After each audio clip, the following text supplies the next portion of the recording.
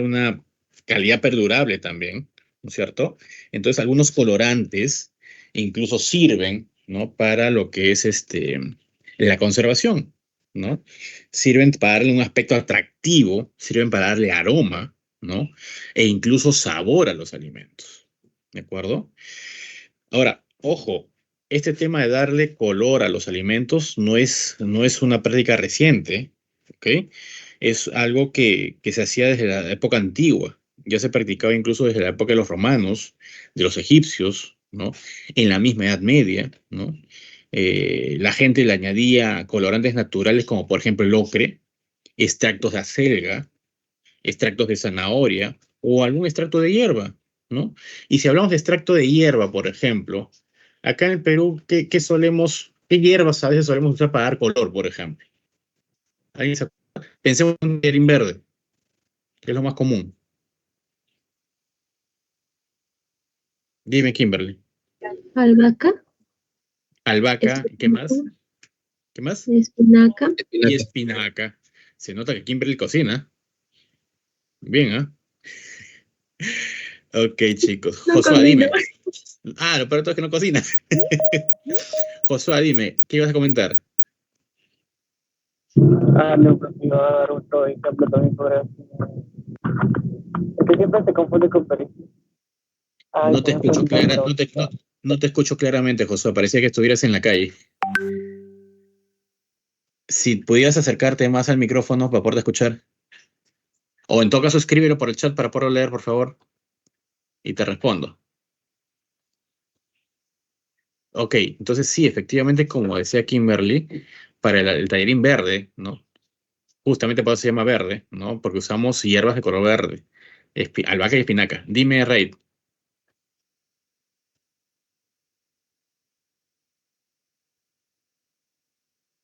¿Cuál? ¿El achote?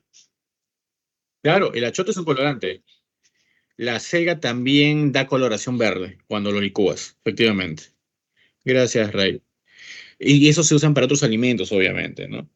¿Qué más? En el caucao se usa el palillo, bueno, que ese es normalmente sintético.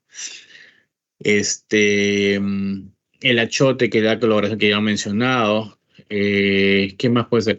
Ah, en el caso del tallarín rojo, ¿qué da color en este caso? Normalmente no lo asumimos como colorante, pero sin embargo, cuando te das cuenta, el plato está rojo. ¿Y qué es lo Ah, que usas? la salsa de tomate. ¿El tomate? El tomate. El tomate te da coloración roja. ¿Ok? Lo conviertes en pasta, en pasta de tomate, y eso te da coloración roja. ¿Ok? Entonces se dan cuenta que bueno, en general, toda nuestra comida, ¿no? Hablando del Perú propiamente, es muy variada, ¿no? Es muy colorida y tiene pues sabores en cantidad, ¿no? Entonces, para todos los gustos. Entonces, justamente eso es lo que nos hace a nivel internacional una de las cocinas más preciadas realmente, ¿ok? Entonces, con eso demuestro, ¿no? Que incluso que mencionar, tomando el tema, ¿no? Este, o mejor dicho, los colorantes o darle color a los alimentos no viene de ahora, sino de épocas muy antiguas, ¿de acuerdo? Los colorantes, a ver si un poco ya entrando al tema en sí, pueden ser naturales, si es que son extraídos de una sustancia vegetal, animal o incluso mineral, o pueden ser sintéticos, ¿ok? Si son productos modificados química o físicamente, ¿ok? Ahora, del grupo perdón, de colorantes naturales, eh, son biocolorantes, aquellas sustancias coloreadas que son extraídas de plantas y animales y que son aptos para la tintura o coloración de alimentos y de fibras textiles, por si acaso. ¿Ok? Ojo, estén tomando nota de eso porque si se dan cuenta, hay cosas que estoy mencionando y que no están en las diapositivas, ¿eh? Sino que estoy explicando en función de lo que estamos conversando, aparte de la información que les estoy brindando en la diapositiva. ¿De acuerdo? Entonces, ojo, esto sí voy a repetirles para que tomen nota, no se vayan a olvidar, ¿no? Tenemos los colorantes como un grupo grande, ¿no? Digamos, de sustancias químicas que dan color, ¿ok? Dentro de esos colorantes vamos a tener algunos que son denominados biocolorantes. Ojo, eso no está ahorita en la diapositiva. ¿Ok? O sea, así como está, no se nota, pero ahorita lo voy a explicar. Entonces, hay algunos que son biocolorantes y que son aquellas sustancias, ¿ok?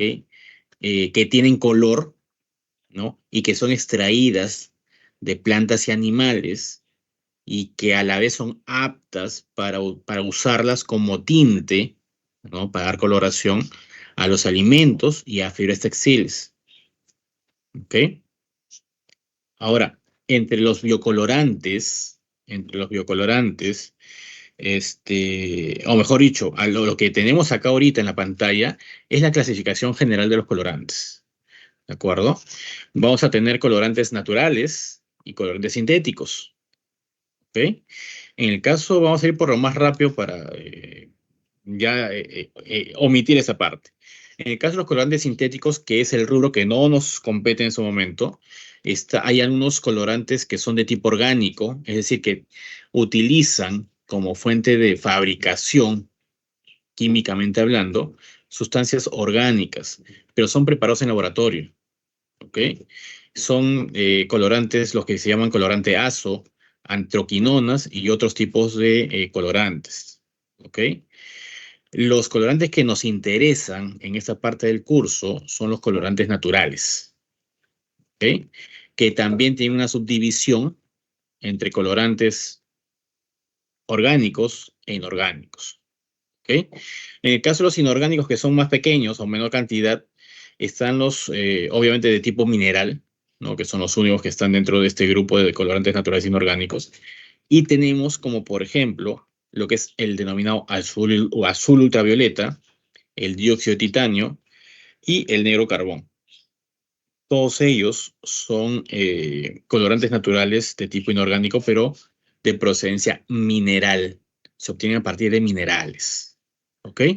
Ahora, en el caso de los colorantes orgánicos, obviamente de acuerdo a la definición, les había mencionado que hay dos tipos, a partir de vegetales y a partir de animales. ¿De acuerdo? En el caso de los vegetales, ¿no?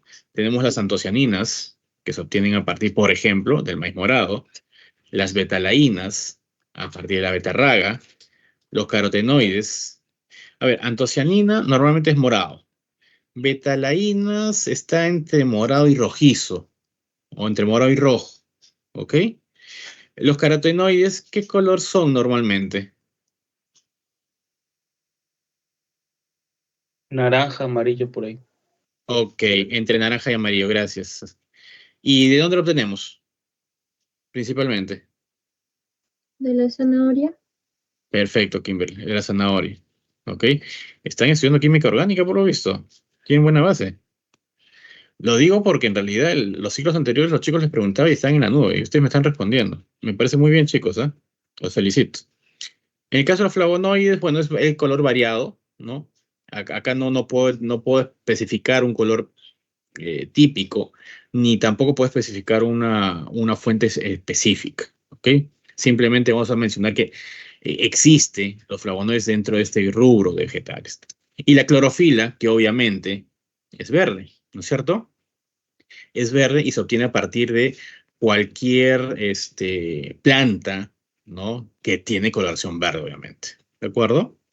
En el caso de los animales, también tenemos colorantes orgánicos de tipo natural, entre ellos el ácido carmínico, que ya hemos hablado, el ácido quermésico y otros tipos de colorante también. ¿Ok? Entonces, esa es la clasificación. Ojo, sería bueno, recomiendo, sugiero, ¿ok? Que esta clasificación se la sepan, ¿ok? Se la sepan al revés del derecho. No es que les hagan alguna pregunta en la práctica, ¿ok? Y les diga, ¿no? Dame un esquema, ¿no? Sobre la clasificación de los colorantes. Entonces ustedes, el profesor me dijo, y se acuerdan cómo es su clasificación, y lo colocan, ¿ok?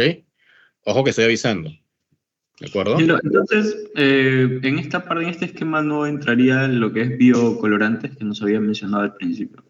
Sí es biocolorantes. Sí es biocolorante lo que vamos a ver. Solamente acá les estoy dando la presentación general de los colorantes. Y ahora vamos a ver por separado algunos colorantes naturales que son biocolorantes. Acuérdate que la denominación biocolorante viene porque son colores que se obtienen a partir de lo que son, ¿cómo se llama esto? Bueno, los biocolorantes son, como quien dice, ¿no? Sustancias coloreadas, ¿ok? Que se obtienen a partir de vegetales o animales. Y lo principal es que son aptos para colorear fibras textiles o alimentos, ¿ok? Esa es la definición concreta de biocolorante. Entonces, en base a eso, lo que nosotros vamos a ver es parte de este grupo que estoy marcando acá con el cursor, ¿ok? Eso es lo que vamos a ver básicamente. A ver, creo que acá lo puedo marcar con esto. Lo que vamos a ver es básicamente este grupo de acá. Esos son biocolorantes, ¿ok? Porque cumple con el requisito que les mencionaba, a partir de vegetales y animales, y van a ser aptos para colorear fibras textiles y a la vez alimentos, ¿ok? ¿Está claro ahora sí, David? Sí, ingeniero, muchas gracias. Está claro. Ok, de nada. Listo, entonces vamos a empezar. Creo que acá viene. Ok, vamos a ver primero. Me interesa que vean este video. Presten atención. Hay bastante información. Ok, por favor, acá sí en este video tómenle bastante atención porque de acá les voy a hacer algunas preguntas. ¿Ya, chicos? A ver.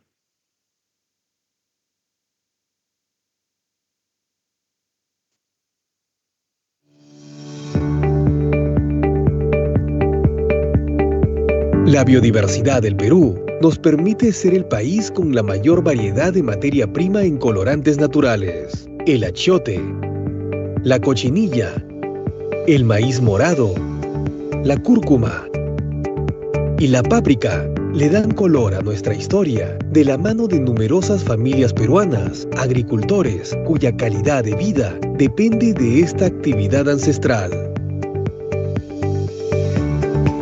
La cochinilla es una de las fuentes de colorante natural peruano más solicitado a nivel mundial. Nuestro país tiene una participación del 95% en el mercado internacional. La cadena de producción de los derivados de la cochinilla se ha tecnificado a lo largo del tiempo, cumpliendo los más altos estándares para asegurar su calidad sin dejar de lado el respeto por la naturaleza. El colorante extraído de la cochinilla es resistente a altas temperaturas. A partir de la cochinilla se elabora el ácido carmínico y el carmín, que se utilizan para dar color a productos alimenticios, cosméticos y farmacéuticos.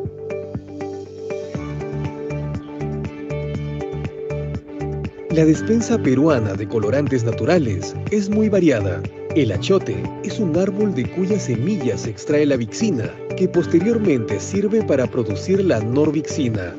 Con estas se producen colorantes alimentarios, con tonalidades que van desde el amarillo tenue hasta el naranja intenso. Contienen propiedades medicinales de alto valor. El maíz morado es otro legado de los primeros peruanos. Esta variedad de maíz, grano imperial, es la única en el mundo que presenta coronta y granos de color morado por el alto contenido de antocianina. Es un colorante natural altamente valorado para industrias como la farmacéutica, cosmética, textil y de alimentos por su alta concentración y versatilidad. Otro de los insumos peruanos de gran acogida es la páprica. Nuestro país es uno de los principales exportadores del mundo. De este cultivo se elabora la oleoresina de páprica y la páprica en polvo, con tonalidades que van desde el anaranjado hasta el rojo. La páprica se utiliza en la industria de alimentos como colorante natural y especia. Los colorantes naturales del Perú son fruto de nuestra biodiversidad y de un legado histórico que fusiona de manera equilibrada la sabiduría ancestral y el respeto por la naturaleza. Incluir un colorante natural peruano de consumo directo no es solo asegurar el mejor ingrediente de color posible, es también obtener calidad y tecnología de primer nivel. Es contribuir con el crecimiento y el desarrollo sostenible de diversas comunidades agrícolas del país que honran su pasado y miran expectante su futuro. Un futuro lleno de color.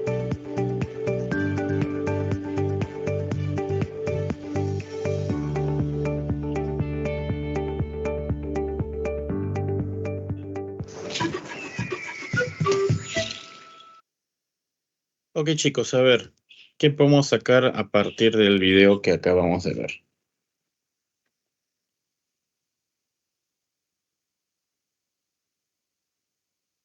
A ver, un ratito, chicos, déjenme verlos. Ok, a ver. Primero Rodrigo, a ver. Que la biodiversidad del Perú, eh, tomando en cuenta principalmente el sector de los colorantes, aporta bastante a la economía, así como a la calidad y al reconocimiento de distintos productos de varias industrias. Ok, correcto. Gracias, Rodrigo. Max, a ver. Primero que nada, que la cochinilla, bueno, los biocolorantes que nos da la cochinilla son la primera exportadora. Somos el país con mayor exportación. También de que a partir del achiote se obtiene la vixina y debido a eso también se obtiene la norvixina, que le da un color medio amarillo a los productos. También menciona, aparte de la achiote, menciona la páprica, también la cochinilla, maíz morado. Y nada. Ok, correcto, Max. Pero vamos a ver, pregunto, Max. Lo que exportamos, ¿qué es lo que exportamos? ¿Cochinilla o ácido carmínico? Cochinilla, Ya, entonces ¿estamos exportando colorante o estamos exportando lo que es la materia prima para el colorante? la materia prima que Ok, listo. No, está bien, porque te escuché al inicio decir que exportábamos colorante cochinilla. Tengo que corregirte para que no te equivoques, porque el día del examen te vas a equivocar si sigues con eso. Y lo que no quiero es que te equivoques, porque pierdes puntaje innecesariamente. O sea, el concepto lo tienes, y eso es lo bueno, pero hay que corregir la denominación para que no haya errores en este caso. ¿Ya, Max? Gracias. David, dime. Bueno, quería comentar que me parece bastante interesante que tengamos un buen posicionamiento en el mercado internacional, incluso cumpliendo los estándares de calidad, pero que no se aprovechen estos recursos para darle un valor agregado, ¿no? Y solamente lo exportemos como materia prima. Yo creo que si lo exportáramos con un valor agregado tendría mejores ingresos para el país. Incluso podríamos desarrollar productos que no tendrían competencia con otros productos de otros países, ya que ellos no tienen los recursos que nosotros tenemos. Correcto, David, efectivamente. La idea a nivel, digamos, industrial debería ser de que no exportemos la materia prima. ¿Por qué? Porque al exportar la materia prima, económicamente hablando, lo va a procesar otro país, ¿ok? Y después va a regresar acá con valor agregado y a nosotros nos va a costar más ese producto que la materia prima que hemos vendido. Por ejemplo, vendemos cochinilla, por decir, a 100 soles el kilo, por decir, no es precio real, estoy suponiendo. Van a producir el colorante, o sea, el ácido carmínico, en Brasil, por ejemplo, ¿no? Y después regresa acá, ¿no? Ya procesado, y te van a vender el kilo de ácido carmínico a 150 soles. Al final tú terminas perdiendo 50 soles, porque ganaste 100 en la venta de la materia prima, pero tienes que pagar 150 por el producto procesado. Entonces, técnicamente, no te sale a cuenta. Entonces, lo importante sería, ok, acá en el Perú tienes materia prima, procésala acá. Capacidad de procesamiento si haya, no es que sea caro el proceso. Lo que falta, en todo caso, es inversión. Es más, si sabemos que somos técnicamente el país número uno de generación de cochinilla, el gobierno mismo tranquilamente podría invertir en poder colocar o implementar una fábrica de procesamiento de cochinilla para obtención de ácido carmínico. Así como tuvo capacidad en su momento de invertir dinero para poder implementar Petroperú, por ejemplo, podríamos implementar una planta estatal de fabricación de cochinilla. Es más, ya, no que no lo haga el Estado, que lo hagan las universidades. ¿ok? ¿Qué universidades podrían usar colorantes? La agraria, por ejemplo, ¿no? Porque tiene industrias alimentarias, se dedica a todo lo que es agrícola. ¿Qué otra universidad nacional tiene industrias alimentarias? Creo que la del Callao también podría implementar una planta de fabricación de ácido carmínico, ¿cierto? San Marcos, no recuerdo si tiene industrias alimentarias, no me acuerdo.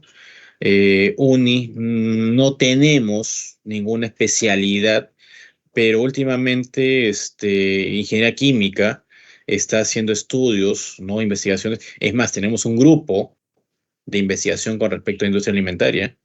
Entonces podríamos, como universidad, poner una pequeña planta piloto de obtención de ácido carmínico. Entonces, para poder ver formas de optimizar, por ejemplo, la extracción, la fabricación, reducir costos, ¿no? De manera que cuando lo vendamos con valor agregado, ya no vendamos la cochinilla, sino el ácido carmínico, y en lugar de ganar 100, ganemos 150 soles, pues. Que seamos competencia de otros países que generan ácido carmínico, ¿no? Nos ponen, digamos, en mejor posición en el mercado. ¿De acuerdo? Gracias. ¿Quién fue en este caso? David. Gracias. Eric, dime.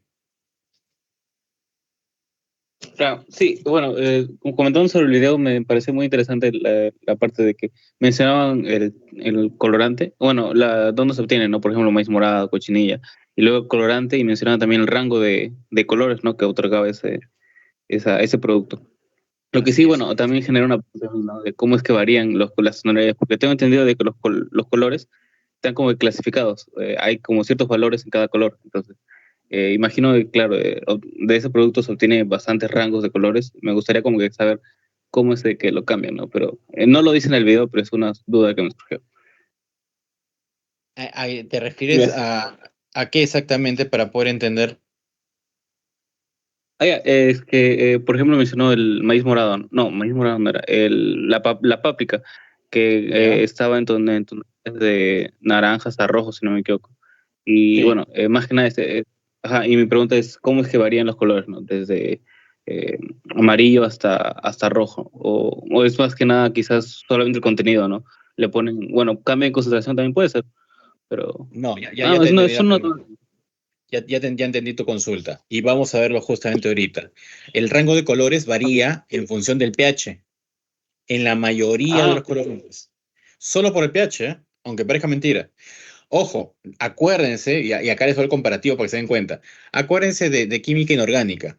Cuando hicieron la experiencia de laboratorio de jugar un poco, vamos a llamar a jugar, cuando hacían el experimento con ácido y base para titulación, por ejemplo, y después colocaban su tira ¿cómo se llama?, de color, y después comparaban contra el patrón. Y ustedes podían ver qué pH tenía en función del color de la tira. Algo así sucede con los colorantes. Varías tu pH y varía completamente el color. En algunos casos sí les voy a dar el rango exacto. Vamos a ver ahorita justamente, ¿no? Entonces, de repente por ahí ya cierra un poco tu consulta, Eric, ¿ya? Vamos a ver ahorita justamente y si no, lo revisamos de nuevo, ¿ya? Vamos por partes. Curcumina es un primer colorante, ¿de acuerdo? En el caso de la curcumina, es un colorante natural, obviamente, que curiosamente se encuentra en la planta llamada cúrcuma, pero específicamente, y acá lo ven en la imagen, ¿no? Bien curioso, en las raíces. Esta es la raíz de la cúrcuma. Es más, no sé si habrán visto alguna vez cuando van al mercado, hay personas que se dedican a vender, digamos, este tipo de cosas, ¿no? Por ejemplo, el guión, ajo, y ahí venden cúrcuma, ¿no? Entonces ahí van a ver que son raíces, ¿no? Como se ve acá en la imagen, ¿no? Y que lo que se hace es extraer, ¿no? A través de un proceso de secado y de molienda, el colorante, ¿ok? En este caso, el color característico de la cúrcuma, perdón, de la curcumina, es el color amarillo, ¿de acuerdo? Es el pigmento característico, ¿ya? Eh, en algunos casos, justamente dependiendo de la acidez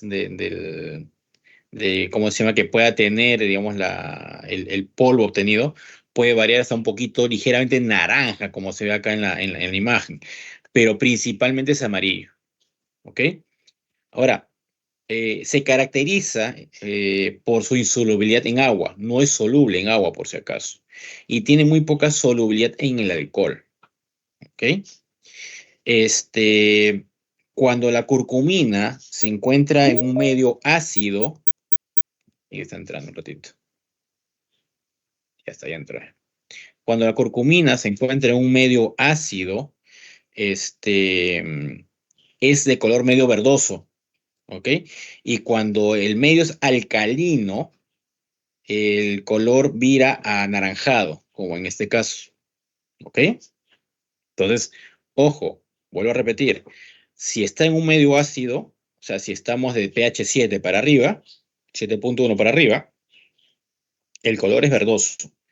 Cuando está en un medio alcalino, de 6.9 o 7 para abajo, es de color anaranjado, ¿ok? Ahora, también se puede decir de que la curcumina es termorresistente. Significa que así tú lo sometas al calor, conserva su color, ¿de acuerdo?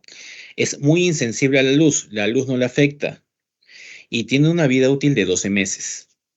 Una vez que tú preparas la curcumina, la tienes en polvo, te dura 12 meses, ¿de acuerdo? En este caso, la industria alimentaria los emplea en lo que es, emplea la curcumina en lo que es la preparación de productos como lácteos, helados, cereales, salsas, debido a que este pigmento no es tóxico, ¿ok?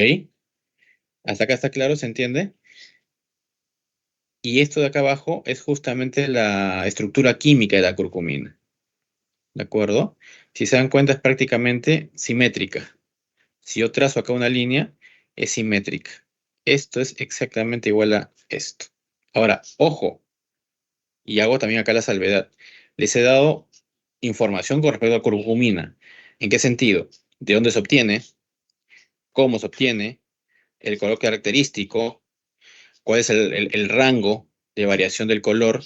pH, más de 7, menos de 7. Una característica como que es termorresistente, el tiempo de vida útil y en qué se usa. Prácticamente 7 datos les he dado a la curcumina. ¿Ok? Si ustedes revisan exámenes parciales antiguos, porque si van a encontrar material en cantidad, a veces he preguntado, en general, por los colorantes, ¿ok? O he pedido un colorante específico. Y lo que necesito como respuesta es que justamente me den estos 7 puntos de información que les he mencionado. Habitualmente, y muchos me reclaman, profe, pero yo le he contestado, ok, sí, me describes la mayor parte, pero no me pones el rango de variación, el pH. ¿Y por qué digo que no ponen el pH? Porque ¿cómo identificas tú el rango de variación de color? ¿Ok? Entonces, si tú solamente me pones, es de color amarillento. Ok, sí, pero la curcumina varía en medio ácido de verde a un medio básico que es anaranjado. Y esa es una información completamente relevante para el colorante porque es un colorante, entonces el color es fundamental. Entonces tú tienes que darme información que avale y que justifique que realmente sabes qué cosa es un colorante, cómo es el colorante y cómo identificas al colorante. ¿Me dejo entender con esta explicación, por favor? Hago la salvedad para que no haya dudas por si viene algún tipo de pregunta similar en el examen parcial. Y después no me estén reclamando porque suele pasar. Profesor, no me parece el puntaje que me han puesto en la pregunta tal de colorante y biocolorantes, porque yo le he puesto la información que está en la diapositiva. Correcto. Ahí está, Max, muchos datos. Efectivamente, la información completa es lo que vale el puntaje completo. Si tú me pones la mitad de información, te pongo la mitad del puntaje. Y no es mucha información. Miren, lean la diapositiva. Ni 10 líneas, ¿eh? Simplifícate. Nada más. Rango, color, variación, termorresistente, ¿no? Cosas por el estilo. Pero lo puedes poner. En realidad sí se puede poner.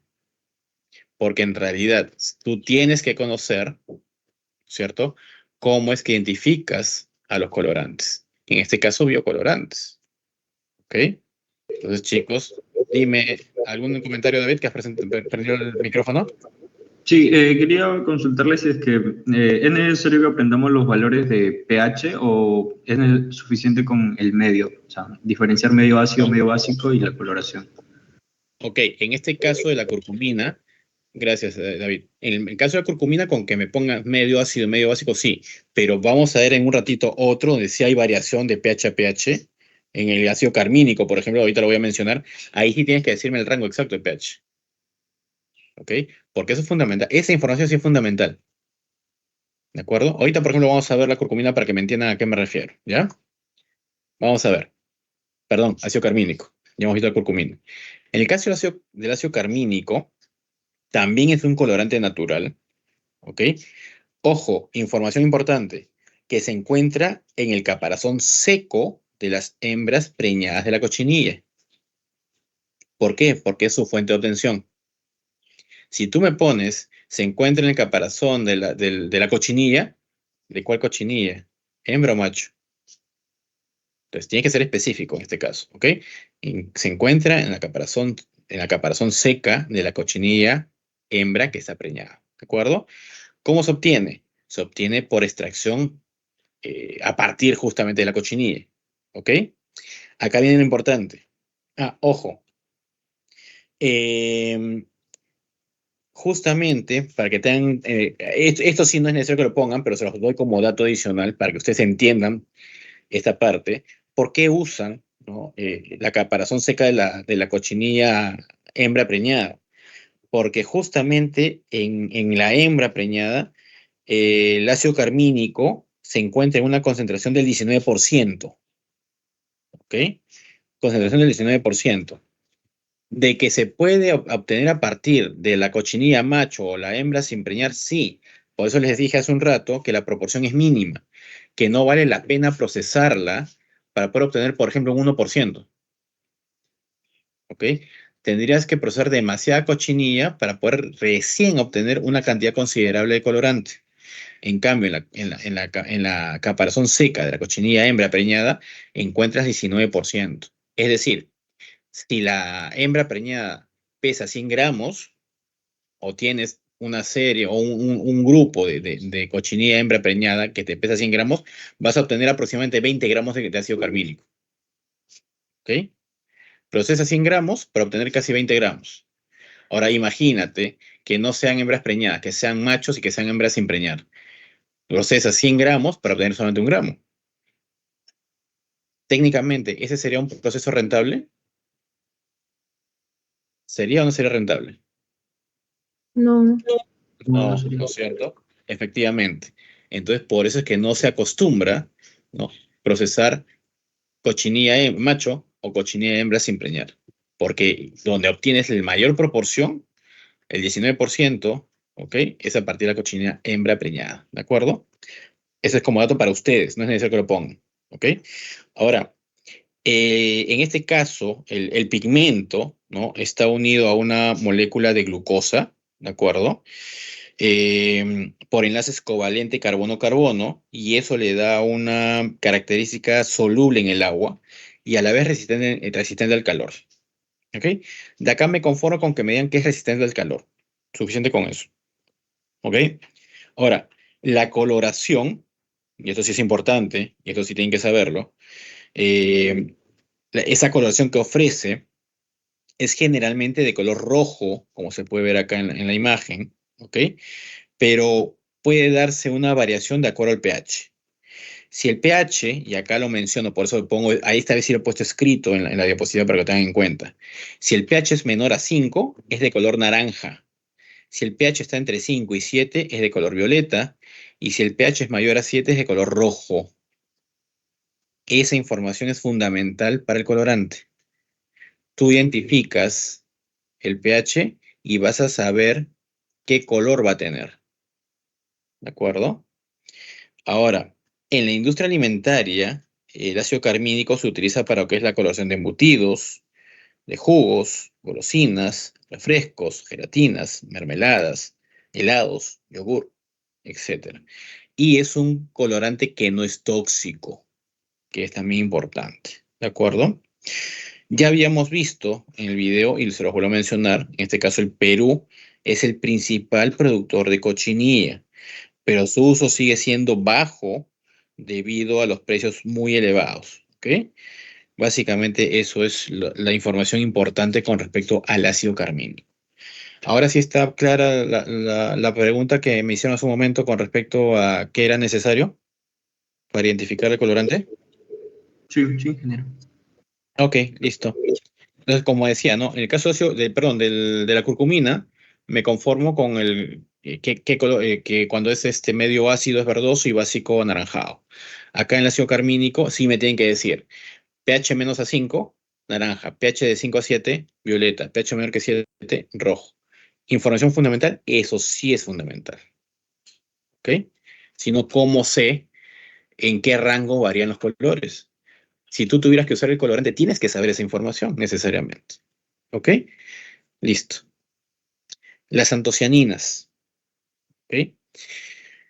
Las antocianinas es el grupo genérico que identifica al antociano. ¿Ok? El antociano es un colorante compuesto principalmente, vale la redundancia, por antocianinas y grupos glucosídicos que se encuentran en los frutos y las flores, como el maíz morado, la uva, el rábano, la berenjena, la col morada y la papa roja. Ahora, en este caso se obtiene a partir de la evaporación del extracto fermentado con ácido sulfúrico. ¿Ok? Así se obtiene en este caso el antociano. Este biocolorante pertenece a la familia de los flavonoides también y presentan coloraciones que van desde tonalidades azul morada a rojas dependiendo del pH y la ubicación de los grupos metoxilo e hidroxilo en su estructura. ¿Ok? En este caso no necesito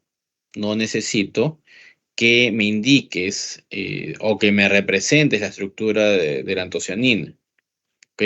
Con la ubicación de su grupo metóxilo hidroxilo. Suficiente con que lo menciones así tal cual te lo estoy indicando, ¿ok? Es más, tal cual está en la diapositiva, ¿de acuerdo? Ahora, estos colorantes son solubles en agua. Eh, Son muy inestables al almacenamiento y pueden oxidarse en presencia de oxígeno. Su aplicación comercial se ve limitada también por la baja estabilidad y por la baja disponibilidad también que hay en vegetales. Y por otra parte, no presenta ningún riesgo toxicológico para la salud de las personas. ¿Ok? Ahora, como les mencionaba, solamente para poder hacer una aclaración, la variación de tonalidad va a depender del pH. ¿De acuerdo? Eso quiere decir que mientras más ácida sea la solución, el colorante es más estable y la tonalidad es azulada. Pero además, dependiendo del número de hidroxilos y cuanto mayor sea el número de metóxilos, la tonalidad es más rojiza. Suficiente con esa información para determinar la variación de la coloración de las antocianinas, en este caso del colorante antociano. ¿Ok? Normalmente a nivel de industria alimentaria se emplea en lo que es la coloración de jaleas, bebidas alcohólicas y aguas carbonatadas, en caramelos, mermeladas, yogur, gelatinas, etc. ¿Ok? ¿Alguna consulta sobre este colorante?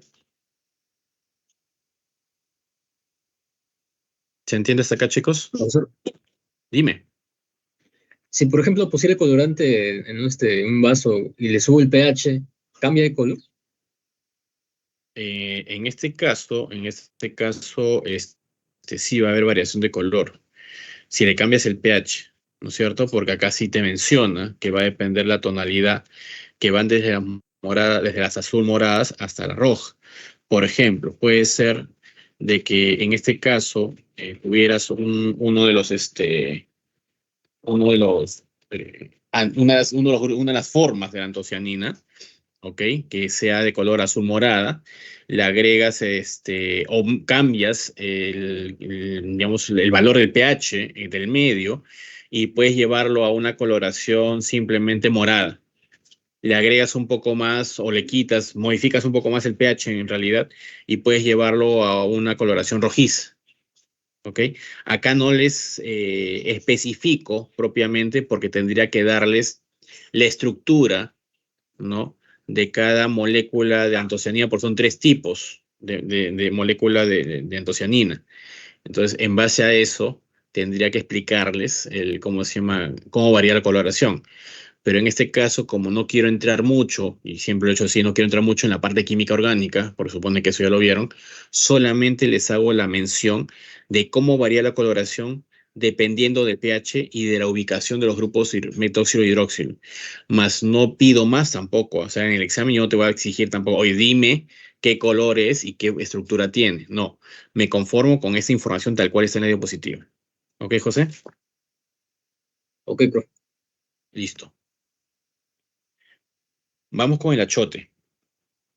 En el caso del achote, es un pigmento natural, ¿de acuerdo? De coloración rojiza y amarillenta, que es ampliamente usado en la industria alimentaria y también en la industria cosmética. En este caso, ¿cómo se llama? El pigmento se extrae de las semillas del arbusto que tiene ese nombre, achote.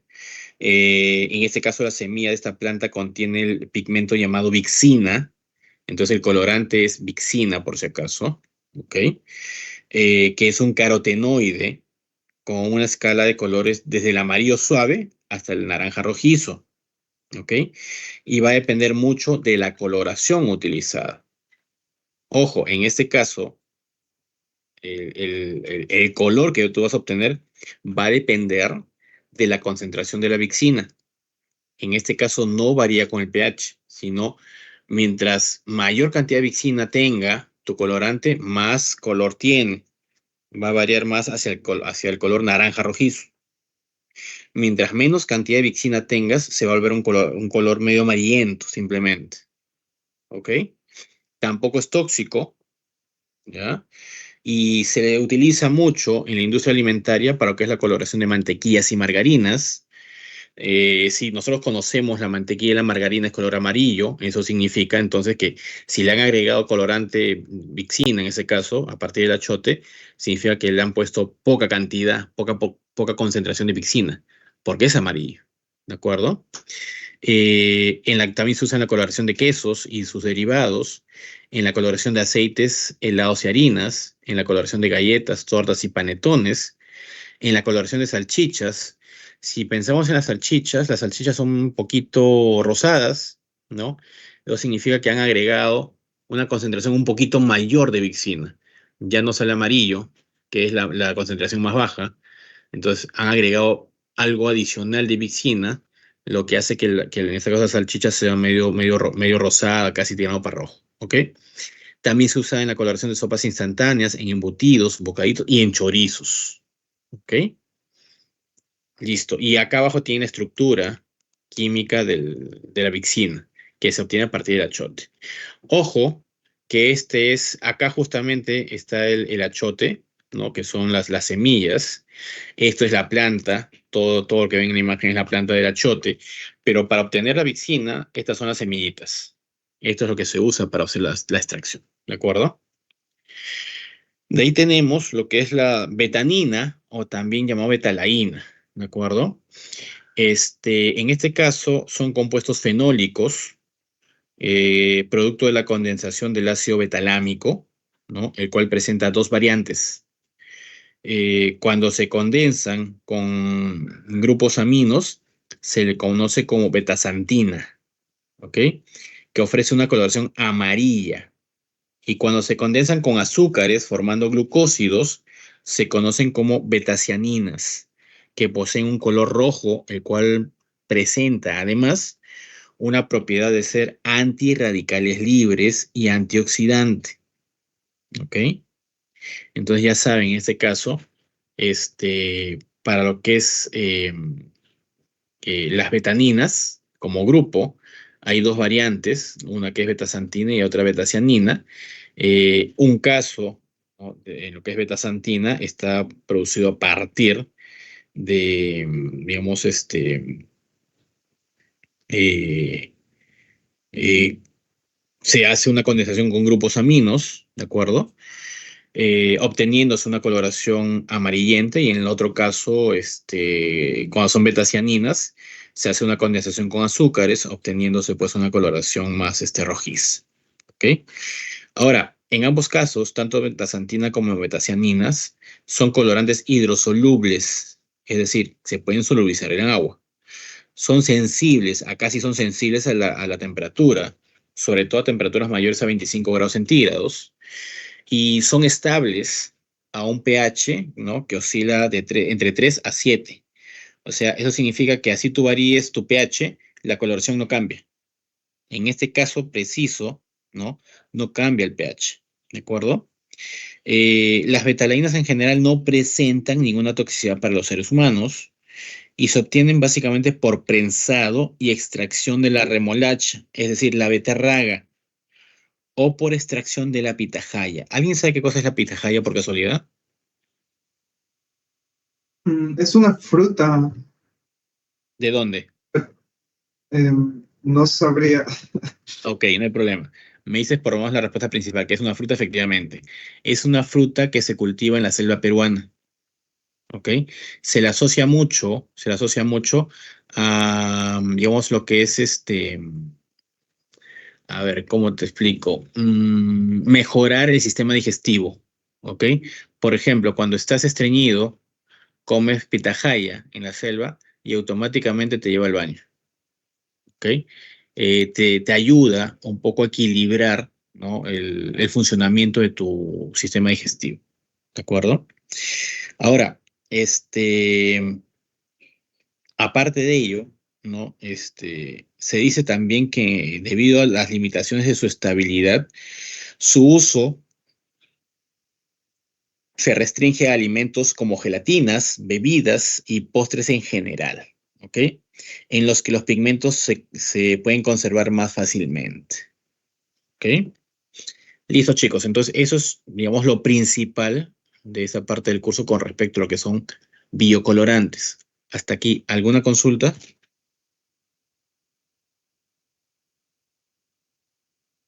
¿Todo conforme, chicos? Sí, profe. Dime, Max, ¿tienes la mano levantada?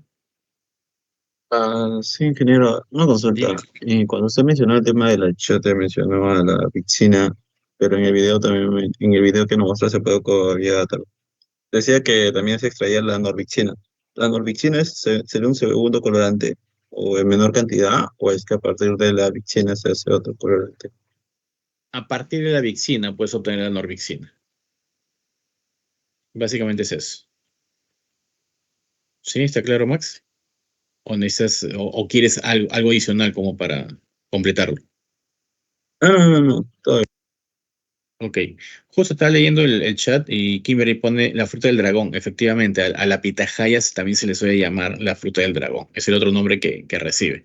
Y se le llama fruta del dragón porque la forma que tiene pareciera pues el huevo de un dragón. Voy a mostrarles, porque creo que no han visto nunca una pitahaya ustedes, chicos. A ver.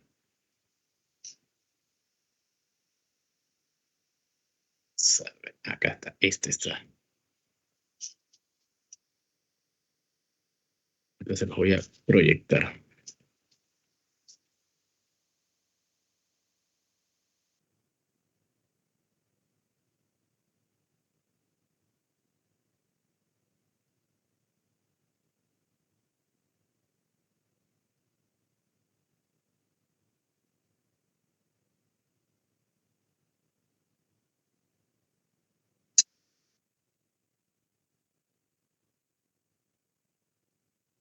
Listo, chicos. ¿Pueden visualizarlo?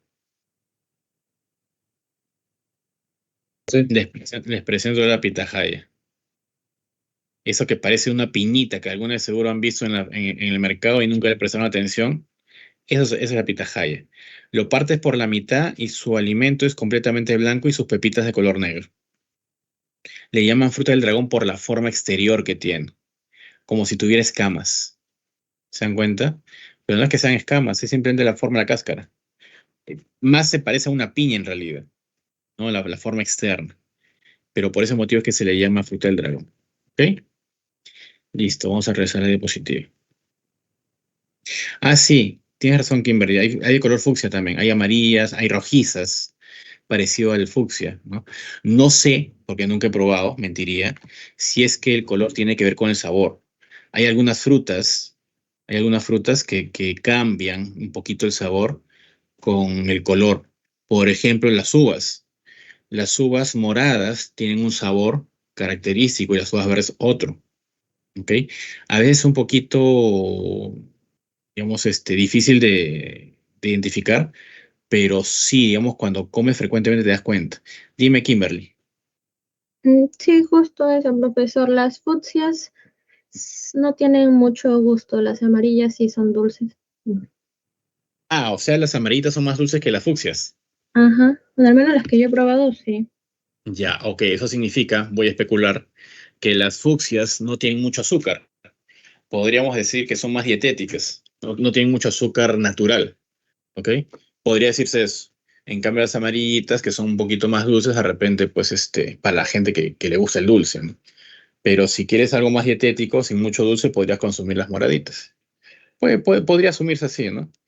Pero todo depende, pues, de que, como dice Kimberly, ¿no? De repente las que ha probado son sin dulce. Habría que hacer una investigación o tal vez también verificar, ¿no? Que a veces algunas frutas vienen con menos dulzor que otras, siendo del mismo color. Por ejemplo, las mandarinas tienen esa característica, ¿no? Hay algunas que, siendo la misma planta, ¿no? Vienen con más dulzor que otras, ¿no? Entonces, habría que ver qué es lo que pasa en este caso con los dos tipos de pitahaya, ¿no? Como para poder ver si es así el comportamiento de que el color tiene que ver con el sabor, el dulzor más que todo, más que el sabor, ¿ok? Listo, vamos a entrar ahora a lo que es conservación de alimentos.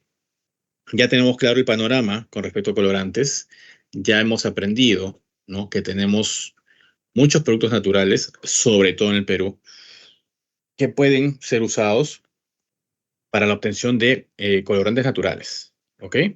Vamos ahora con lo que es conservación de alimentos. Ahora, estos, vamos a decirle, conservantes de alimentos, tienen por función específica justamente retrasar, ¿no? el deterioro de los alimentos y prevenir la alteración del sabor, del olor y también algunos aspectos nutricionales. En este caso, la conservación de alimentos evita el crecimiento de microorganismos, como por ejemplo las levaduras, y además reduce la oxidación de las grasas, que son las que causan la rancidez. ¿Ok? Entonces, el mayor desafío en este caso de la industria alimentaria siempre va a ser conservar un alimento durante un tiempo de vida alargado. ¿Ok? Pero, o sea, no es que simplemente lo conserve. Lo principal es que lo conserve bajo las mismas condiciones que un producto fresco o natural. ¿Ok? Por lo que para lograr esto, básicamente, se requieren o se tienen básicamente dos alternativas. ¿Ok? Usar preservantes o usar antioxidantes. ¿Ok? Así es como se conservan los alimentos. Dos caminos, preservantes o antioxidantes. Y ahorita vamos a ver cómo se diferencian cada uno de ellos. Porque a veces se confunde, ¿ok? La terminología y se usan como si fueran lo mismo, cuando no es así. ¿Ok? Empecemos con lo que son preservantes. Son sustancias que se añaden a los alimentos en forma intencional, ¿ok? Para alargar la vida útil, ¿no? De estos y tienen la función de inhibir, retardar y a la vez interrumpir alteraciones biológicas producidas por microorganismos en los alimentos. ¿De acuerdo? O sea, eso quiere decir que para poder preservar un alimento, lo que hay que hacer básicamente es inhibir, retardar e interrumpir cualquier tipo de alteración biológica. ¿Ok?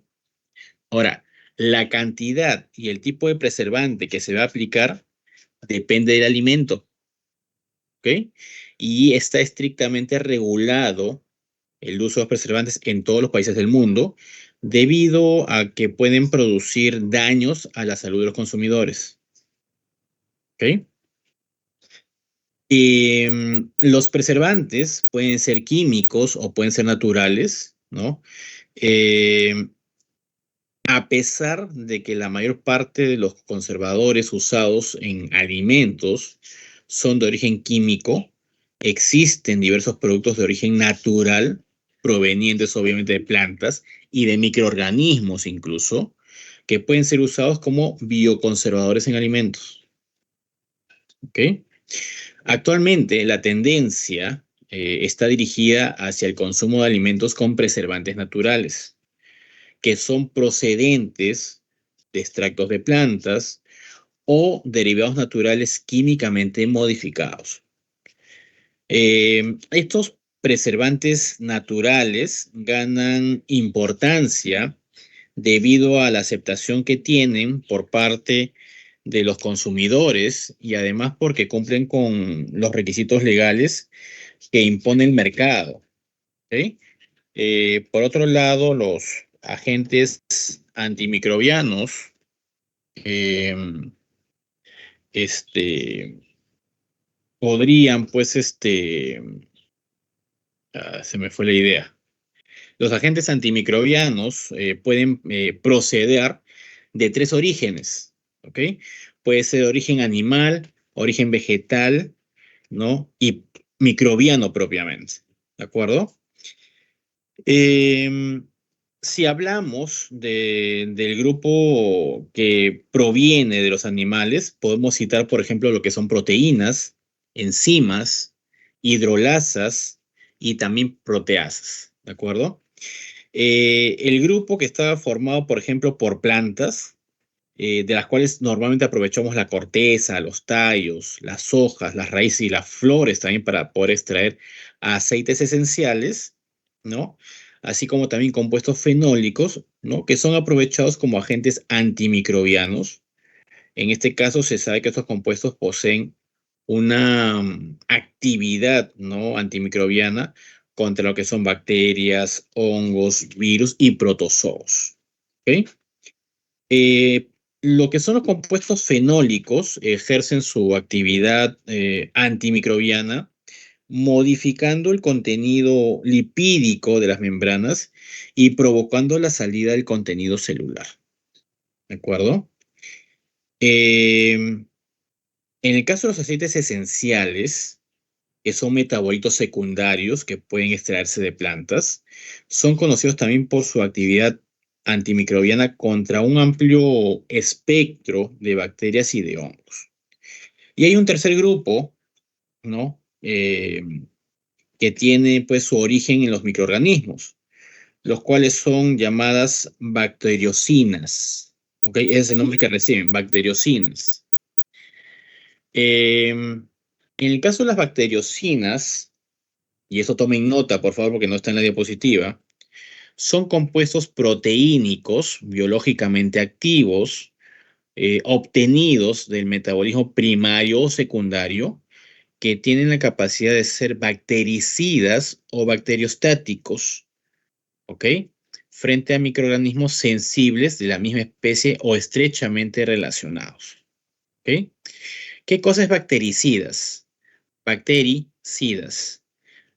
El término cidas implica eliminar, bacterias. Bactericidas, eliminar bacterias.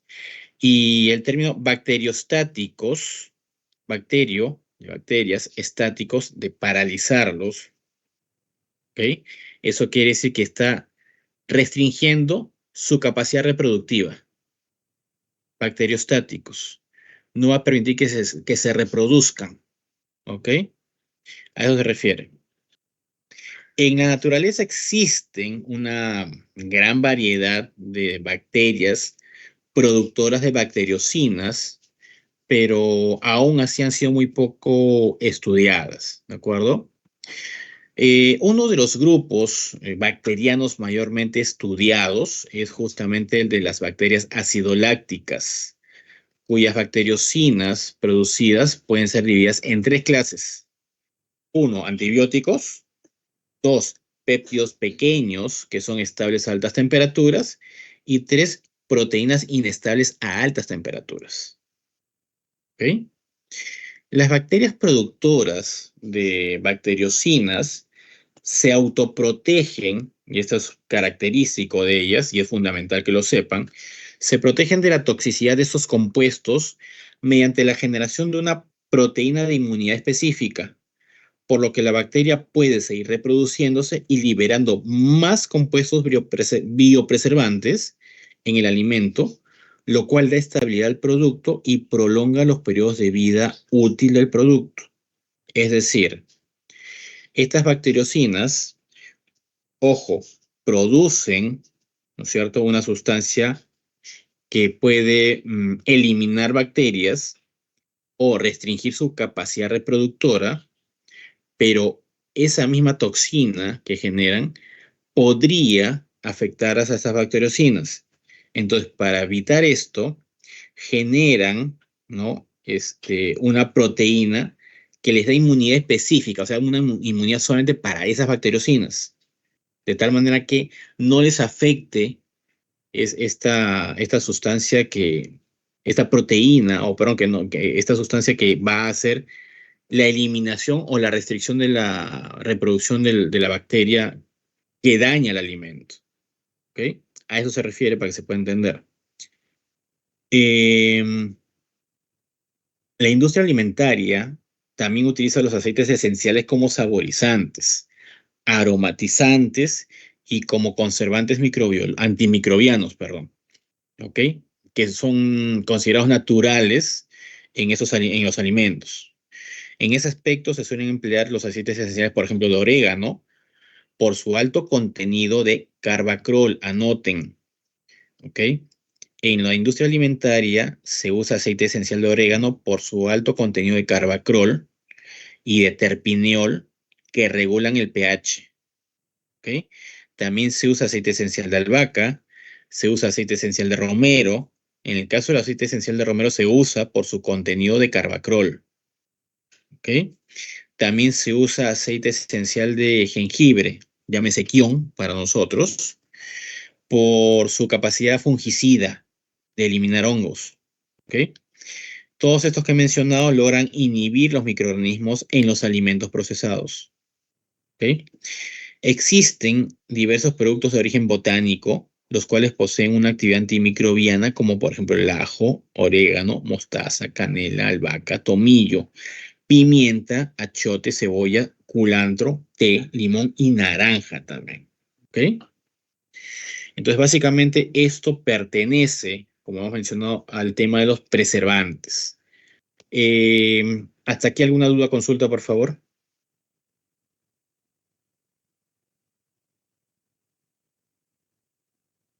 ¿Se entendió todo? ¿Está claro? ¿Alguien sabe qué cosa es lo que estoy mostrando en la imagen? Acá. Son hojas de orégano seco. Efectivamente, son hojas de orégano normal, y acá son las hojas de orégano seco. ¿Ok? Pregunto, ¿existe algún otro preservante natural que no sea necesariamente vegetal que ustedes conozcan?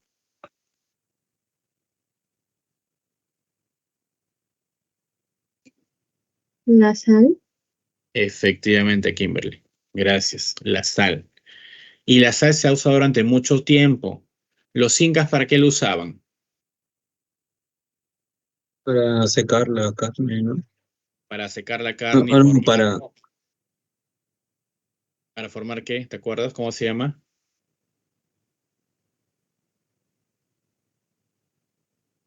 Ya se me fue el nombre justo. Cuando estaba pensando en la pregunta, tenía el nombre en la punta de la lengua. El charqui, correcto. Básicamente lo usaban para poder secar la carne de llama, ¿ok? Y para poder conservar, ¿ok? Porque lo que hacían los incas era alimentarse de plantas y también de animales como la llama. Entonces lo que hacían era mataban la llama, y para poder preservar su carne, para que les dure más, porque ellos no tenían refrigeradoras, obviamente, mucho menos electricidad, entonces lo que hacían era echarle sal, echarle sal y dejar el ambiente que se seque. Y con eso conservaban la carne varias semanas. hasta que lo consumían. ¿Ok? Es otro preservante natural, la sal. ¿Ok? Y sirve muy eficientemente en la carne, por ejemplo, en la carne en general. ¿Ok? También, por ejemplo, no sé si lo habrán hecho los incas, pero sí sé que, por ejemplo, en las culturas antiguas en el norte del Perú, lo que hacían era también usar la sal para secar un pez, la caballa.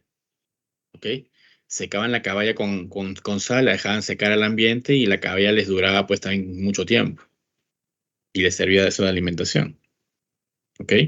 Entonces, ojo, tenemos igual preservantes, solamente que nunca le hemos prestado atención. O de repente sí hemos visto, pero nunca fuimos más allá, ¿no? Ah, sabemos que la sal preserva, ya por inercia, ¿no? Le echas sal y la carne se conserva, ¿no? Pero ahora ya sabemos el fundamento, por qué es, ¿de acuerdo? Entonces terminamos preservantes y nos vamos a los antioxidantes, ¿de acuerdo? En el caso de los antioxidantes, son sustancias que tienen la capacidad de detener los procesos oxidativos. Ojo, los preservantes que hacían restringir, eliminar, inhibir, ¿no es cierto? La función microbiana, ¿de acuerdo?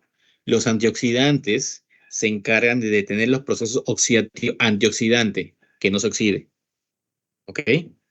Los alimentos, perdón, pueden ser afectados por la presencia de oxígeno, desarrollando una rancidez por oxidación de las grasas insaturadas. Pueden generar también decoloración de pigmentos y pueden generar también la presencia de radicales libres y de otras sustancias. ¿Ok? La adición de antioxidantes a los alimentos ayuda justamente a estabilizar sus componentes y minimizan los procesos oxidativos. Los antioxidantes pueden ser naturales, sintéticos o una mezcla de ellos. ¿De acuerdo? Dentro de los que son naturales se encuentran los bioantioxidantes y estos tienen la capacidad, vale la redundancia, antioxidante debido a que su estructura química, dentro de su estructura química poseen principios bioactivos. ¿Ok? En este caso, los principios bioactivos evitan la oxidación de carbohidratos, grasas y de proteínas, impidiendo justamente que en los alimentos se formen óxidos y peróxidos que ocasionan el deterioro de las propiedades organolépticas de los alimentos y por tanto afectan a la salud de los consumidores. ¿Qué son propiedades organolépticas, chicos? Son propiedades que se pueden percibir a través de los sentidos, Ok, ¿como cuáles? como el Básicamente, olfato, el gusto, el tacto. ya, llámese color, olor y sabor. ¿Listo? Para todo, ¿de acuerdo? Cuando hablemos de propiedades organolépticas, estamos hablando de color, olor y sabor. ¿Ya, chicos? Está bien, gracias. Ahora, los componentes bioactivos más conocidos en este caso de antioxidantes son, por ejemplo, la carnosina, el carnosol, carotenos, licopenos, los fitoenos, fitofluenos, la ubiquinona, entre otros componentes bioactivos más. ¿De acuerdo? ¿Cuáles son los tipos de conservación natural? Dentro de los compuestos naturales existen tres fuentes principalmente. ¿De acuerdo? Primero, los aceites esenciales, de los cuales obviamente ya hemos hablado, ¿de acuerdo? Y entre ellos tenemos, ¿no? Para lo que es conservación, los aceites esenciales de romero, de orégano, de clavo de olor, etcétera. ¿Ok?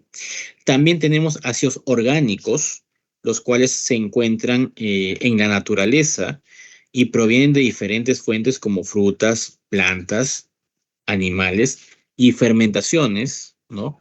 Y entre ellos encontramos el ácido cítrico, el ácido láctico, ácido acético, ¿no? Y son empleados básicamente para bajar el pH de los productos, ¿ok? Pero también hay otras fuentes, ¿no? Que son de carácter antibiótico, como la nicina y la natamicina, las cuales se obtienen a partir de una fermentación, ¿de acuerdo? Por ejemplo, en lo que son los aceites esenciales, para complementar un poco más, eh, y sería bueno que tomen nota de eso porque eso sí no está en la diapositiva. Los aceites esenciales que son usados como conservantes de alimentos, tenemos, como ahí menciona, el aceite esencial de romero, y este tiene un color verdoso y posee un intenso sabor amargo, ¿ok? Su densidad es menor que el agua y sus características dependen de la zona en la que ha sido cultivado el romero. Ojo con esto, ¿ok? Pero en general, ¿no? Sea cualquiera el punto de cultivo del romero, eh, generalmente tienen las siguientes proporciones. Borneol, que es una sustancia activa, 18%, alcanfor, 12%, cineol, 32%, y también poseen canfeno y limoneno. ¿Ok? El efecto preservante del aceite esencial de romero se debe a que puede producir radicales libres inactivos que secuestran a cualquier especie reactiva del oxígeno.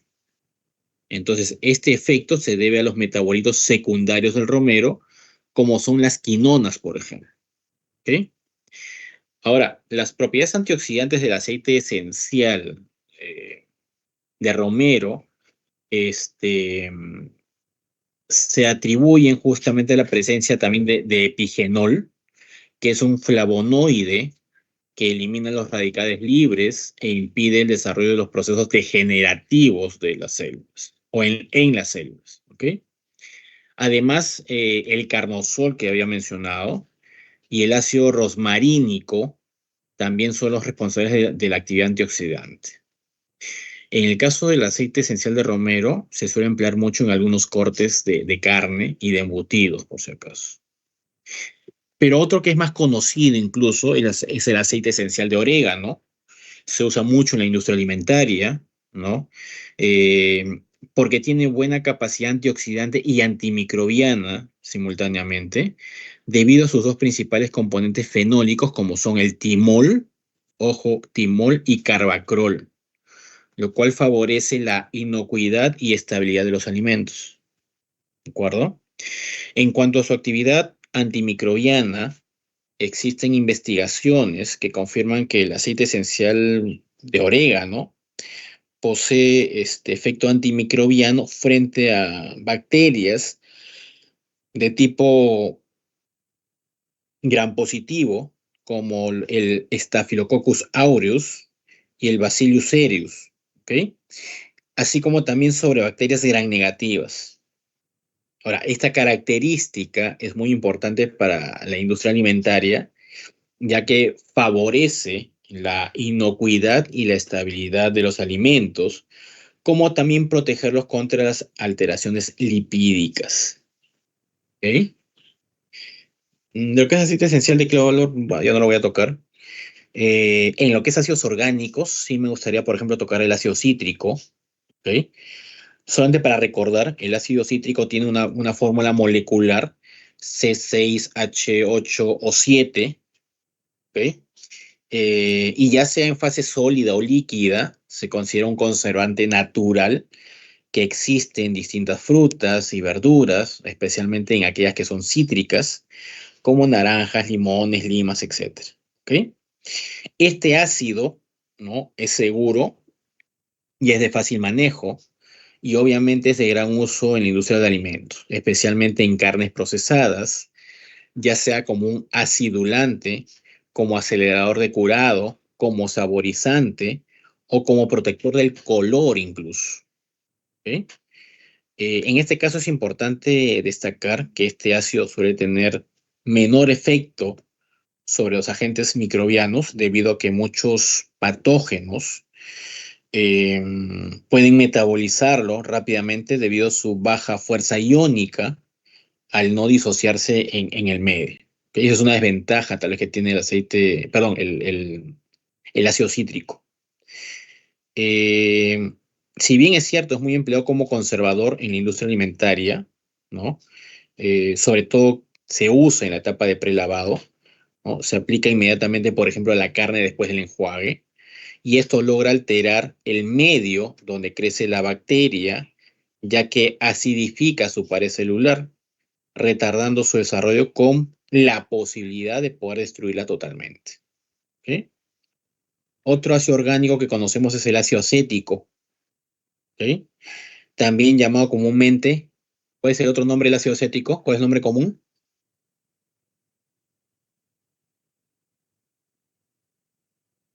Vinagre. Vinagre. Vinagre, correcto, ¿ok? Vinagre. En este caso tenemos, si es ácido acético, nos conocemos la fórmula, ¿no? CH3COOH, ¿de acuerdo? Y es considerado, ¿no?, una disolución acuosa de sabor agrio que se obtiene de fuentes diversas y por medios distintos biológicos, ¿ok? O por distintos medios biológicos. Es un conservante natural, ¿no?, de gran demanda para diversos alimentos, principalmente lo que son encurtidos de verduras, mayonesas, aderezos, salsas, pescados, carnes, ¿no? Así también es utilizado con frecuencia en la leche para poder ajustar su acidez, ¿no?, y facilitar la elaboración de distintos tipos de queso, por ejemplo. ¿Ok? Tiene un gran efecto antibacteriano debido a sus altos valores de disociación, ¿no? Por ejemplo, en el área de panificación, evita el crecimiento de hongos causantes de alteraciones glutinosas, específicamente el desarrollo del Bacillus mesentericus, ¿no?, que es un tipo de bacteria, por lo que es considerado uno de los compuestos más utilizados en la conservación industrial de alimentos. ¿Ok? En el caso de los conservantes de otras fuentes, como las bacteriocinas, ¿ok?, tenemos a la nicina, también tomen nota de esto, por favor. La nicina básicamente es un antibiótico polipeptídico, ¿ok?, producido por la bacteria Lactococcus lactis, ¿no? Y la existencia de esta sustancia se conoce desde finales de la década de 1920. Pero, sin embargo, su uso, ¿no?, se da desde más o menos 1940. ¿Ok? Es un conservante bastante efectivo contra las bacterias gram-positivas, ¿no? Es más, en particular, se podría utilizar para combatir a varios microorganismos patógenos, como por ejemplo el Clostridium botulinus y el Bacillus cereus, que son, digamos, bacterias bastante contagiosas y que pueden causar mucho, mucho daño en el cuerpo humano. La nicina es también muy eficaz en lo que es la prevención de alteraciones del queso, por ejemplo, especialmente en los que son quesos fundidos, y son alteraciones que se dan a partir de la Clostridia, ¿no? Actualmente, la nicina es bien usada en lo que es esta aplicación para los que son quesos fundidos. ¿Ok? La nicina es también bastante resistente a los tratamientos térmicos, especialmente en medio ácido, a un pH menor de 3.5. También la nicina se puede obtener por fermentación y su principal inconveniente es que es un conservante comparativamente caro, lo cual obviamente va a limitar su utilización. ¿Ok? En el caso de la natamicina, también llamada pimaricina, es el otro nombre que recibe, es un antibiótico macrólido, es decir, con un gran anillo de lactona, que fue obtenido en el año 1955, por ejemplo, ¿no?, a partir del microorganismo llamado Streptomyces natalensis, ¿no? Y el nombre de natamicina justamente procede de este microorganismo. Es muy eficaz contra los mohos, pero es un poco menos eficaz contra las bacterias. Y se utiliza justamente para la protección exterior de aquellos alimentos madurados por microorganismos, como ciertos quesos o embutidos, en los que se quiere evitar la formación externa de mohos sin afectar la flora bacteriana propia del proceso de maduración del queso o del embutido. ¿De acuerdo?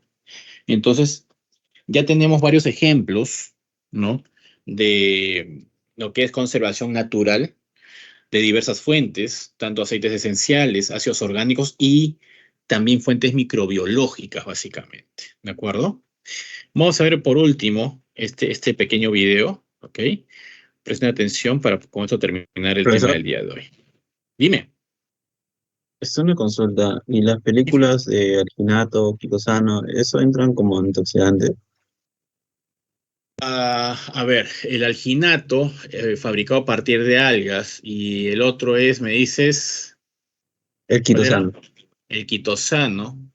eh, Se usan, ¿no? Para poder proteger el alimento o los alimentos en general, pero que sirven como antioxidantes, obviamente, ¿ok? Ahora, que sean considerados como antioxidantes naturales. Lo que pasa es que es una aplicación. Podríamos decir que sí, en realidad sí, porque si bien es cierto hay que procesarlo, ¿ok? Por ejemplo, no sé si has escuchado, con la ingeniera Tarsila Tuesa has estado viendo un proyecto para usar, por ejemplo, una película de quitosano con partículas, con nanopartículas de zinc para poder proteger el mango, ¿ok? Entonces, el tema es de que, para empezar, uno, el quitosano es natural, ¿ok? Las nanopartículas de zinc tal vez no, pero tal vez lo podemos exceptuar. Pero el tema es que si tú lo quieres usar para, digamos, proteger, en este caso, el mango y no permitir que digamos, que se oxide o que se deteriore, técnicamente es un antioxidante y es natural en realidad. Solamente que tiene procesos previos de preparación, pero sí podemos considerarlo, tanto el alginato como el quitosano, porque ambos proceden de fuentes naturales. ¿Ok? ¿Conforme, Max? Sí, ingeniero. Ok. Vamos a ver el video que les mencionaba para poder culminar esa parte y de ahí vamos a lo que es la asesoría. ¿De acuerdo?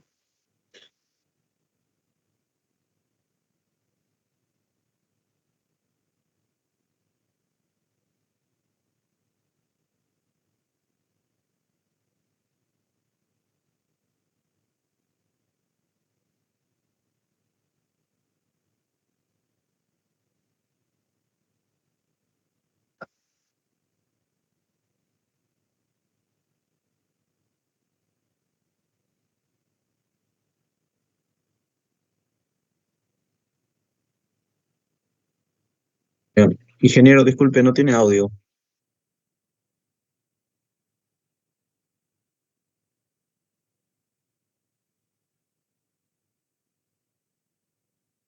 Perdón, ¿qué me decías? No tiene audio el video. ¿No tiene audio? A ver, ya sé por qué. Un minuto, un minuto, un minuto. Pone compartido, no le volví a poner eso, es incluir sin audio. Gracias por avisar. Vamos a ver, está acá. Lo repito de nuevo. Confirme El si uso tiene de audio aceites ahora. esenciales en ¿Se escucha ahora? determinados alimentos puede hacer que su vida útil se prolongue hasta 4 semanas. Confirme si se escucha, por favor. Sí, ahora sí Sí se se escucha. escucha. Listo, ok. Ahora sí, vamos a correr. Gracias. El uso de aceites esenciales en determinados alimentos puede hacer que su vida útil se prolongue hasta 4 semanas. Investigadores de la Universitat Politécnica de Valencia han comprobado que el uso de emulsiones del aceite esencial extraído de la corteza de canela frena la aparición de mohos y levaduras en confituras envasadas a bajas temperaturas. Su aplicación es sencilla.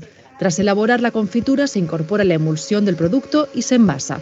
Esto garantiza las propiedades del producto una vez abierto en casa.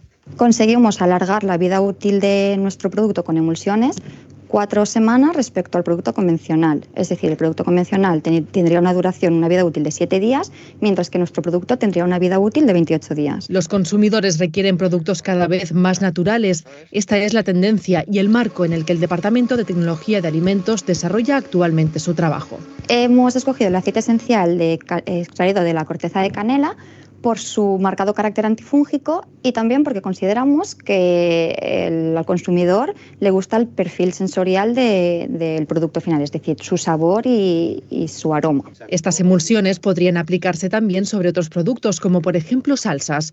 Y los investigadores del Departamento de Tecnología de Alimentos trabajan ahora en la aplicación de emulsiones de tomillo, limón y romero para la conservación de aceitunas como alternativa a la salmuera.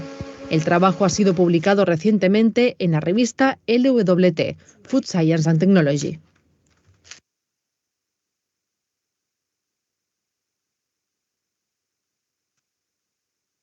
Listo, chicos. Entonces, creo que con esto sí está claro el tema, ¿no es cierto? Salvo que tengan alguna consulta, por favor, alguna duda.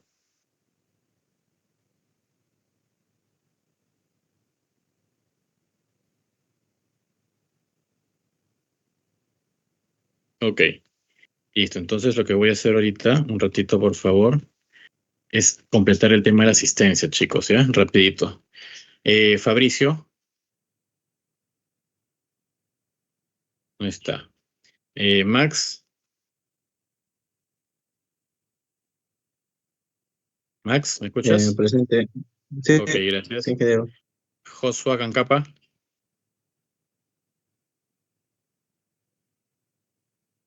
Luque. Ah, ya, ok, gracias. Ya te vi, Joshua. Kimberly, si está. Michael Waman. Presente, ingeniero. Ok, Raid Luque. Ok, ya, un ratito, déjame. Un minuto, déjame terminar por la hora. Ya por si no me bloquea acá y no puedo marcar. En Raid Luque ya está. Jones Mancha. Presente, profesor. Ok, gracias. Eric Martínez. Presente, profesor. Ok, Steve Mauricio. Mauricio presente, ingeniero. Ok, José Mendoza. Presente, profe. Ok, Jimmy Montañez. Rudy, si está. Marjorie Ramírez. Presente, profesor. Ok, David Reyes. Sí está también David. Presente. Braulio Romero. Ok, gracias. Braulio Romero. Presente, Romero. Ok, Jesús Rosas. Eduardo Sancho. Sancho presente. Ok, gracias. Eric Suclupe. Presente, ingeniero. Ok, y Rodrigo también está. Y un ratito, la asistencia. Otra vez. Espero que me haya aceptado. A ver, un ratito.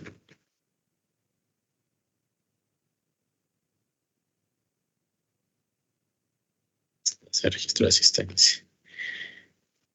Salir. Ahora sí. Ya, chicos. Ahora sí, lo que pasa es que me bloquea el sistema cuando me paso de la hora para poder registrar su ingreso.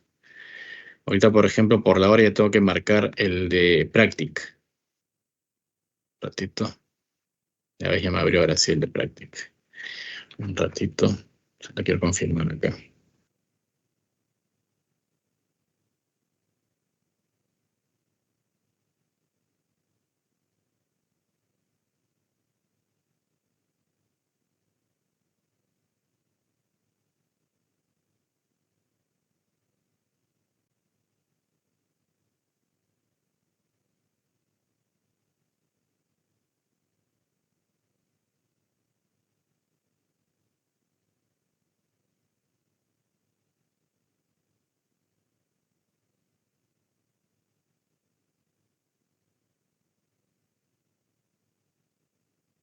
Ya, a ver.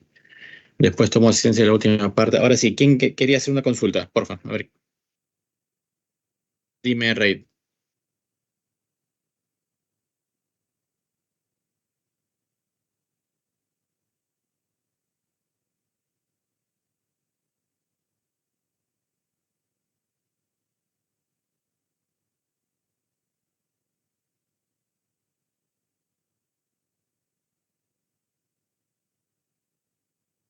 A ver, para entender o para interpretar tu pregunta, ¿te refieres a por qué no dura más tiempo o por qué tiene una fecha límite aún así? Ok, lo que pasa es lo siguiente. Todo producto digamos, que se fabrica, tiene siempre una fecha de caducidad. Así tú uses un conservante, lo que está haciendo el conservante es ampliarle el tiempo de vida útil para poder consumir. Pero aún así, a ver, para hacerlo más claro, asumamos un queso, ¿ok? El queso, su vida útil normal, sin conservante, va a ser, por ejemplo, una semana. Si tú le adicionas un conservante y en este caso un antioxidante, los dos en simultáneo, la vida útil del queso ya no va a ser una semana, sino va a ser 7 días. ¿Por qué? Porque aún así tú le agregues un antioxidante o un conservante, va a haber la presencia de algún tipo de bacteria que lo único que está haciendo es retrasar, ¿no? O en todo caso, restringir su capacidad, como mencioné hace un rato, de reproducción ¿cómo se llama? De la bacteria, pero llega un momento en que la acción del conservante o preservante se termina, ¿ok? Se termina básicamente porque vamos a pensar de que eh, como es un producto natural, también tiene una fecha de caducidad y por ende la acción ya no es igual al inicio como al final de la fecha de vencimiento del producto.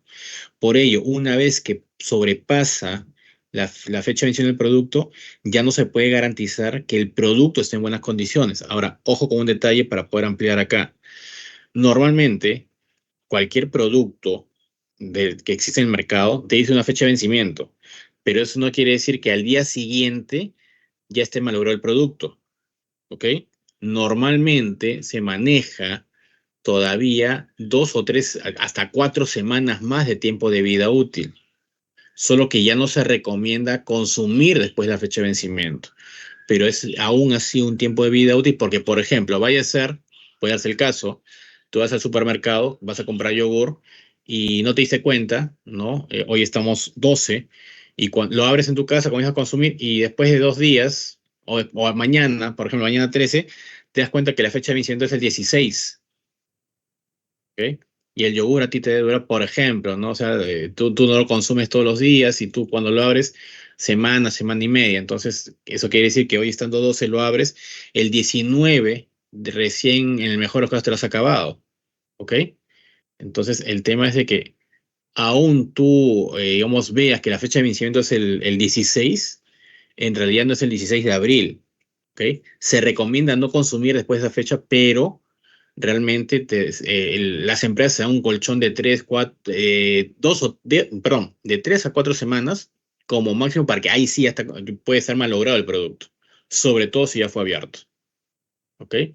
Simplemente se recomienda no consumir después de la fecha de vencimiento. Pero regresando a tu tema, obviamente es como que, por ejemplo, eh, voy a poner el ejemplo de esta forma un poquito exagerado, ¿ok?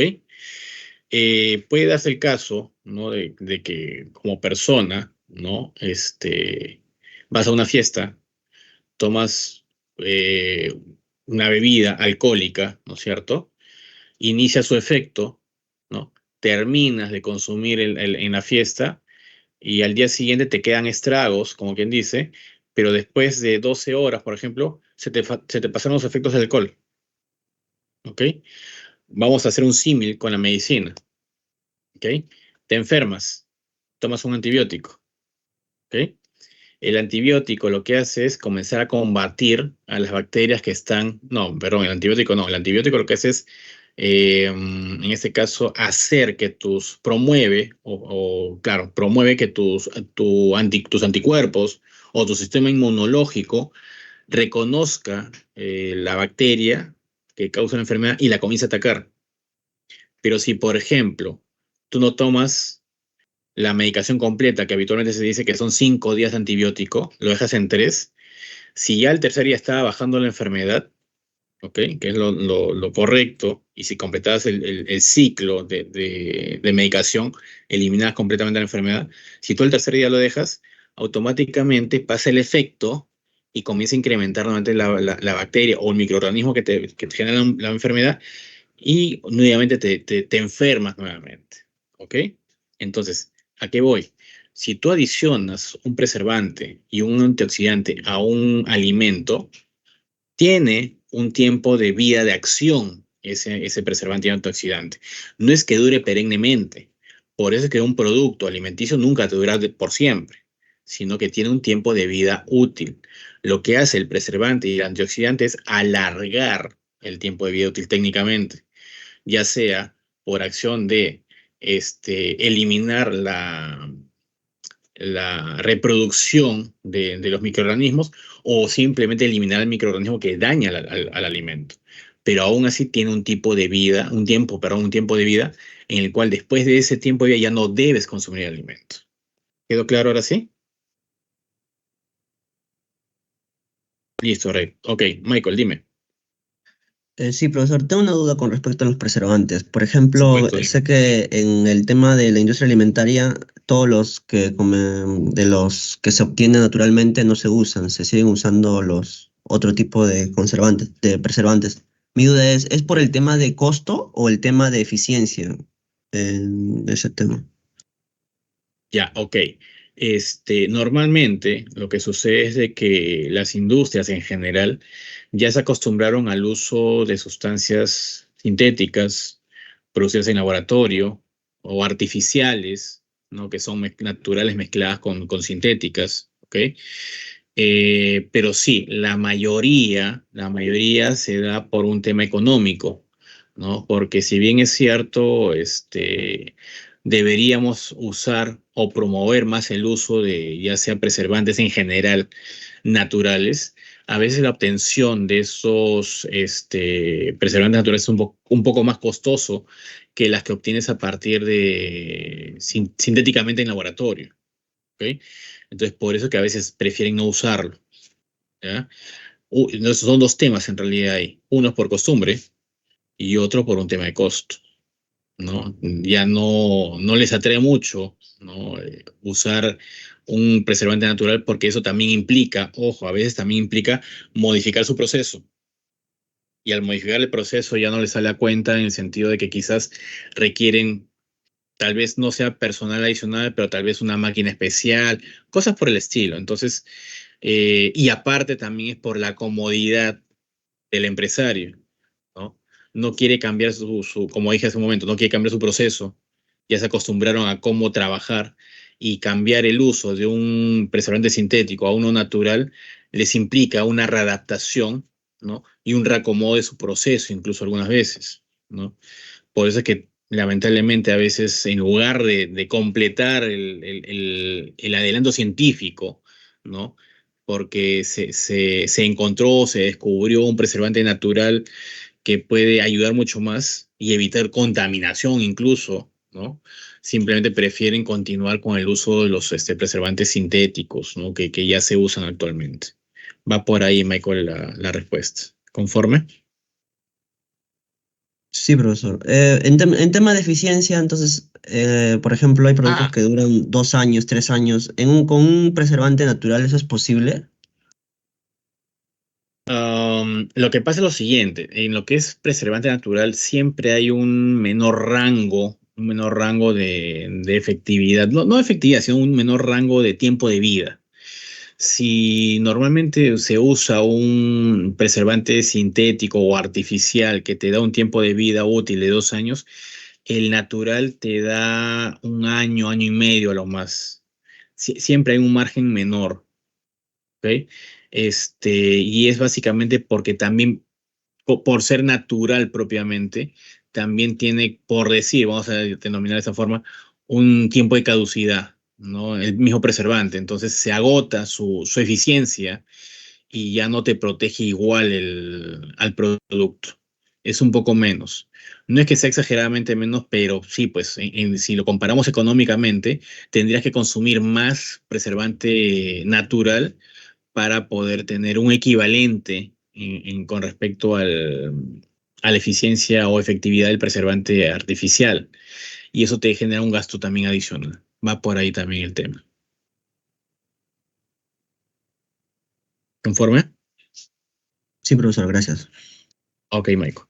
¿Alguna duda más, chicos? El tema es interesante en realidad, Pero sí, pues el tema de la preservación de alimentos a veces va también por la falta de investigación, porque tenemos muchos productos naturales que podríamos usar para la preservación de alimentos en general, pero también influye la parte económica, influye la parte de uso práctico, ¿no? El tiempo, ¿no? de eficiencia. Insisto, ¿no? El tiempo de eficiencia de un preservante natural es un poco menor que el del artificial o el fabricado sintéticamente, pero no por eso deberíamos dejar de usarlos. Es un tema de adaptación en realidad. Básicamente creo que va por ahí el tema. ¿Listo, chicos? Ok, entonces si no